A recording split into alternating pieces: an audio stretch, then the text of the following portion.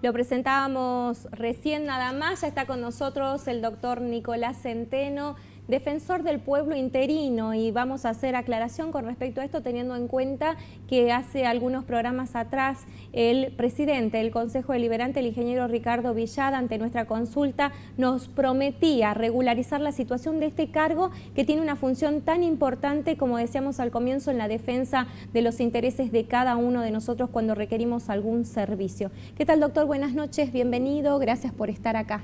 Bueno, muchísimas gracias, Mónica. ¿Sería importante normalizar este interinato en lo que hace a la función que puede llevar adelante una persona, sea usted o no, en esta función que lleva como defensor del pueblo? Sí, es importante la normalización institucional de la Defensoría del Pueblo. También es importante de que Salta nombre un defensor del pueblo provincial. En nuestra actuación, casi el 40% de los casos que tenemos se deben a gente que vive en el interior. Recibimos muchísima gente. Ante la ausencia del defensor provincial es que nos tenemos que hacer y movilizar también con los pocos recursos que tiene la municipalidad, tratar de ir ayudando a la gente que verdaderamente encontró en esta figura la posibilidad de ser escuchada, la posibilidad de canalizar o tener un enlace con Nación, de acercarse quizás un problema y que alguien lo atienda. ¿Por qué tenemos esta falencia teniendo en cuenta que otras provincias sí adhirieron a la ley nacional y obviamente cumplieron con la designación de un funcionario a nivel provincial como es el defensor del pueblo provincial y bueno, puede haber un correlato con el municipal? Bueno, creo que ¿Es una decisión política o depende de los legisladores? Hace falta una legislación, también es una decisión política. En diferentes ámbitos. En diferentes ámbitos. Creo que la Defensoría del Pueblo es un funcionario incómodo, porque verdaderamente, ustedes me ven, por ahí critico a la municipalidad, por ahí me peleo con Nación, por ahí me peleo con provincia, y muchos me dicen, ¿y vos de qué lado estás? No, yo lamentablemente el título que tengo o que estoy ejerciendo ahora es defensor del pueblo, y muchas veces las causas del pueblo son cuestiones que incomodan y que por ahí, por ejemplo, en el tema ahora de las tarifas, es incómodo que alguien cuestione una decisión que ha sido tomada y que ya está firme, y que la cuestione de la parte más legítima, desde el bolsillo de la gente y mostrándole de que a mucha gente le está trayendo angustia. Hay que ser, creo que hay que tener un acto de valentía de tener un defensor del pueblo. Todas las defensorías del pueblo. Hay una asociación que nos nuclea a nosotros, que se llama Asociación de Defensores del Pueblo, ADPRA. Todos los meses nosotros nos estamos juntando y a la vez también va generando documentos. Y generamos documentos en varias cuestiones de lo que hace el quehacer del gobierno. Y muchas veces, a veces acompañamos y a veces criticamos.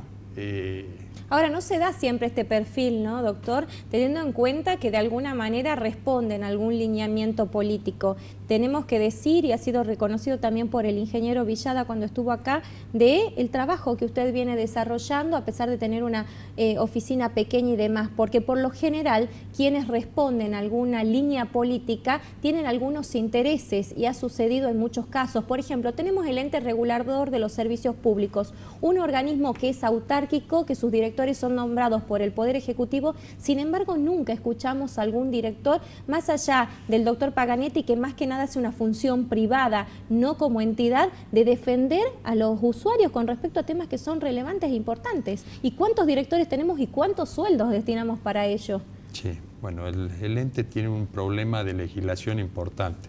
¿Pasa por legislación o pasa por el perfil de los funcionarios? Pasa, yo creo que sí. Personalmente, si yo estaría en el ente sería lo mismo. O sea, estamos hablando de una persona que ya tiene una conducta pública y política, doctor. Sí, ¿qué es lo que pasa? El ente es un resabio malo de la época del liberalismo. Entonces, cuando hablo de un resabio malo de la época del liberalismo, fue una figura mal tomada. El ente se nutre del 2% de la recaudación que hacen las empresas que el ente tiene que controlar. Primera medida. O sea, que hay un error que no es tan autárquico, sino que hay un vínculo entre controlante y controlado.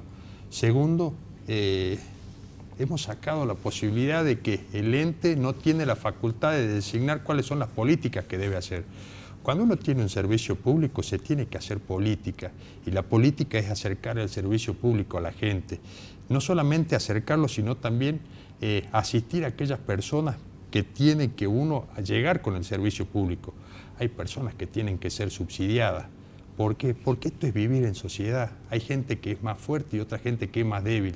Al débil lo tenemos que ayudar para que pueda llegar a ser fuerte. Y eso no lo puede hacer el ente regulador. No lo puede hacer porque creamos una ficción de que un ente estatal que recibe plata de una empresa que tiene hoy en día 9.000 millones de pesos, va a hacer que venga usted, que venga yo, que venga cualquiera, y que trate de igualarlo a esa masa de dinero que tiene. ¿Cómo hacemos para hacerle un reclamo? De hecho, el servicio que presta EDESA, dicho por la propia EDESA, y eso se lo dijimos en la última audiencia pública, es malo. Aparte de malo, como decía yo al comienzo, ¿no? Han demostrado en toda la facturación de los últimos meses un incremento paulatino de 50, 70 pesos, 100 pesos, depende de los usuarios, y hoy con un incremento ya realmente abusivo. ¿Por qué no hay legisladores que levanten su voz y hagan realmente una defensa de esto, teniendo en cuenta que es una empresa que ha sido concesionada por el Estado provincial? Sí, hay un problema también. Yo creo que la creación del ente fue una comodidad porque antes la tarifa se trataba donde estaba representado el pueblo. Y era justamente en esta legislatura donde venía y tomaba calor cuando se iba a modificar la tarifa. ¿Por qué? Porque el pueblo también tomaba calor cuando venía y le decían, bueno, te vamos a subir un 100%. Hoy en día, ¿quién toma la decisión? El ente. Este amparo que usted está redactando y que seguramente próximamente se va a presentar, ¿hacia dónde apunta? ¿Qué resarcimiento puede tener aquella persona que tuvo este incremento? O también ver esta que usted decía, ¿no? Que tiene que ser un servicio solidario para que aquellos que no pueden acceder, entre los que podemos aportar, sumemos un granito de arena. Sí. ¿Qué es lo que se va a buscar con el amparo? Primero, ponerle justicia a lo que es la tarifa. ¿Cómo se pone justicia?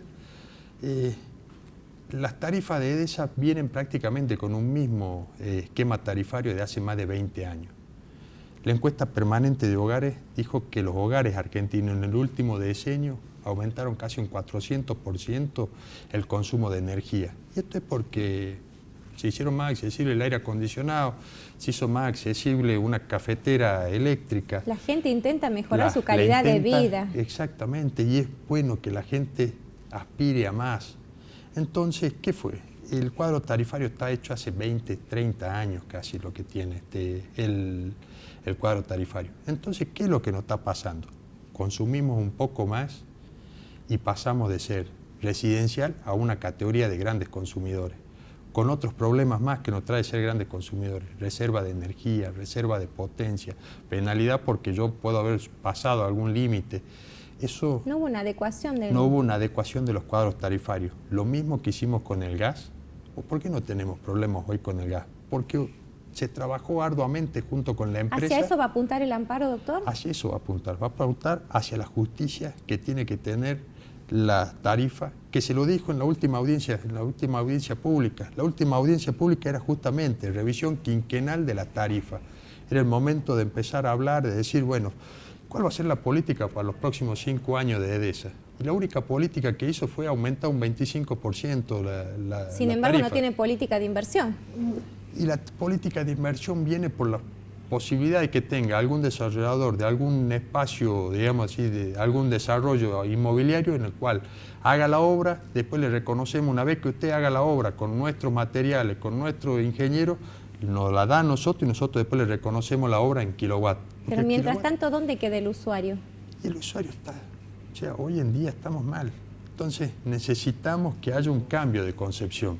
O sea, nosotros decimos, ¿el ente puede seguir existiendo? Sí, pero no puede seguir con las mismas facultades. ¿Puede seguir haciendo el trabajo técnico? Sí, puede hacer el trabajo técnico. Ahora la política se tiene que tomar en donde está representado el pueblo, y esto son las legislaturas, porque no le estaría pasando esto a la gente que vive en Tartagal, en Orán, en Pichanal, que pasan semanas sin luz, que siempre le echan la culpa a Trasnoa. Si tuviera la posibilidad de que un representante de esos departamentos pueda venir y sentarse y decir, de ahora en más queremos que las inversiones que necesitamos para tener una estabilidad en cuanto al servicio se hagan. ¿Hay cierta benevolencia por parte del Poder Ejecutivo, particularmente con EDESA? Yo creo que hay comodidad. ¿Y en qué está la comodidad? La comodidad si en usted que... le tiene como Poder Ejecutivo, lo que tiene que hacer es brindar atención y cubrir las necesidades de la gente. ¿Cuál es la comodidad ahí? La comodidad de que encontramos de que no es culpa del gobierno, sino es culpa del ente regulador. ¿Y el ente regulador le echa la culpa a la empresa? Totalmente. Entonces, si la empresa le echa la culpa a Tranoa, y así seguimos y seguimos con esto. Lo que pasa es que nadie quiere acá. Y esto es lo que estamos, la degradación del servicio público viene por eso. Es lo mismo que nos pasó con agua del norte, que antes era agua de Salta y que la culpa la tenía cuando estaba el Estado. Se privatizó para mejorar y después se volvió a reestatizar para mejorar y seguimos mal. Esos son los grandes problemas. Tenemos que empezar a ver para adelante. Y esto merece una discusión porque esto nos está pasando. Las audiencias públicas donde los usuarios tenemos que ir y expresarnos no son tomadas en cuenta.